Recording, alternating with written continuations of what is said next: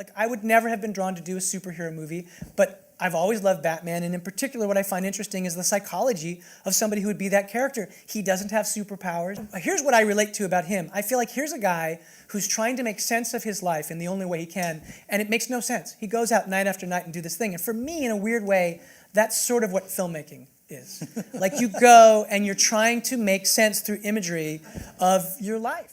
Friday, January 5th. I sit alone in my basement as I write this script. Empty bottles and notebooks upon notebooks of my thoughts decorate my surroundings. It's 2024, a new year, so what do I do now?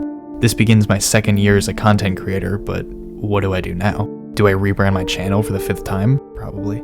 I've been wanting to expand my content for months now, but what happens when my passion, my art, becomes profit? Why do I worry about an algorithm dictating what art I make? So what does a man do during any crisis? Well, he turns on his favorite movie. So I turned off the lights, disassociated from reality, and watched.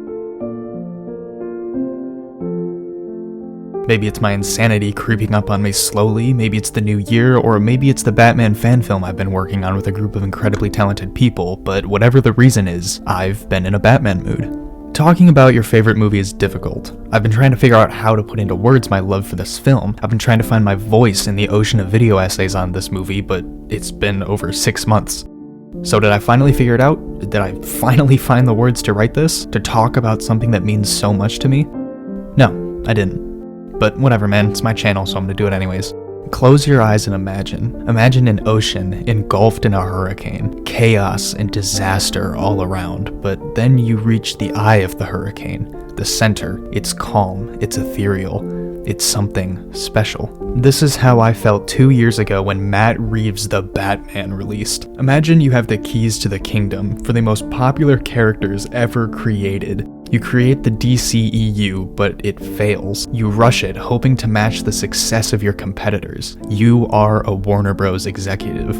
Bits and pieces of a coherent universe fall into the void as you desperately cling to the ledge, hoping not to drown in your own greed.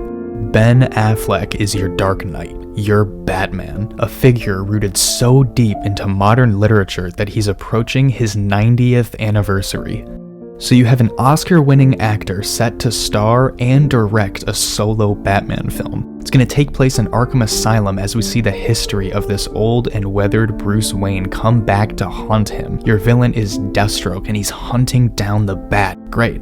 You have a great film on your hands, a chance to do something different that Christopher Nolan wasn't able to do in his trilogy. You have a great film on your hands, a tale for the Caped Crusader to find out why he is the way he is. You have a great film on your hands. But then, Benny walks. Every Batman appearance he had up until this point had flopped, and now your great film has fallen into that void, the same void you cling to the ledge of. And then comes Matt Reeves. He extends a hand to save you from your own calamity, and you take it. Now, Matt Reeves is making your Batman movie, set apart from the DCEU and focusing on a younger, more inexperienced, more troubled Bruce Wayne. He casts Robert Pattinson and there's backlash. The guy from Twilight? Yeah, sure, let's go watch the Batman sparkle in the sunlight. This Batman movie seems to be failing before it gets started. You get nervous, but something miraculous happens. A solo film centered around the Joker makes $1 billion. The only R-rated movie to ever achieve this. Sure, man, let's allow Matty Boy here to paint on this bat-shaped canvas. Let's take a risk.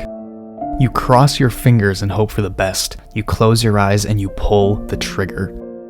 The Batman releases on March 4th, 2022 to a massive success. The movie makes nearly $800 million worldwide. Matt Reeves has succeeded and Robert Pattinson has become the definitive Batman in a struggling 16-year-old kid's eyes. He sees himself in this Bruce Wayne who doesn't know where he's going. A Bruce Wayne who desperately feels the need to help people. A Bruce Wayne who would rather spend his time with the broken, the victims, than have a normal conversation with a person. I was that, no, scratch that, I still am that kid who sees himself in Bruce Wayne. 6 times within the first 4 days of its release. That's how many times I saw this movie in theaters. I've lost count the amount of times I've seen it by now, but I know it isn't enough. When the art speaks to you, you can't help but feel a craving for it. A desire, a thirst that only that piece of media can quench. Right from the opening, we're placed into the perspective of the observer, the watcher. It isn't just the Riddler observing, it's us. We are the watchers. Shortly after this, we see the Riddler, the character we were seeing through firsthand, commit murder, an act of violence done by a victim lashing out against those he feels are the oppressors. We see how the criminals of Gotham City react to the Batman, a figure who people aren't even sure exists, a myth. It's always been told to us that Batman uses fear as a tool, but here we see the fear. When people look into the shadows, they fear the Batman's impending arrival to deal vengeance upon them all. I could go on for hours about Matt Reeves' direction, each and every perfect performance, Michael Giacchino's unforgettable score, or Greg Fraser's cinematography that occupies the wallpaper on every device I own. I see myself in Robert Pattinson's Batman. The boy struggling to grow up, the man afraid to let people in, he's afraid to lose them, the man afraid to love again. I see myself in Zoe Kravitz's Catwoman, a person dealt an unfortunate hand in life and does everything in their power to make the best of it.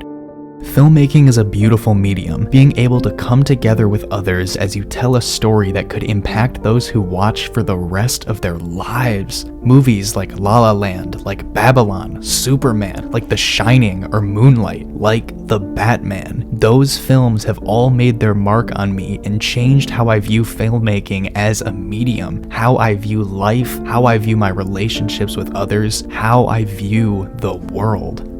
Matt Reeves was given all the creative freedom he could want, and when an artist is able to create what they feel they need to, it's unlike anything else. An artist creates what they know they were meant to create. They were put on this planet to create something, to create a movie, a painting, a book, a photo, art.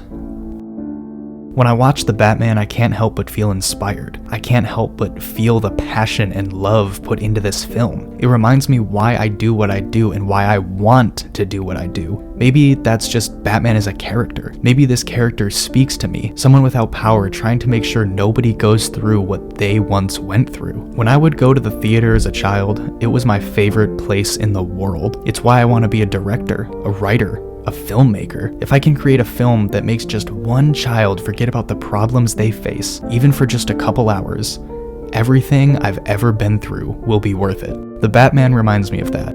Bruce Wayne is my favorite character in all of fiction, and he always will be. Maybe we can all try and be a bit more like Batman. Maybe we can push those around us forward for them to push others ahead of them. Maybe we can all come together to inspire hope within ourselves. The Batman is a miracle. It's a miracle this movie exists. But maybe that's the point.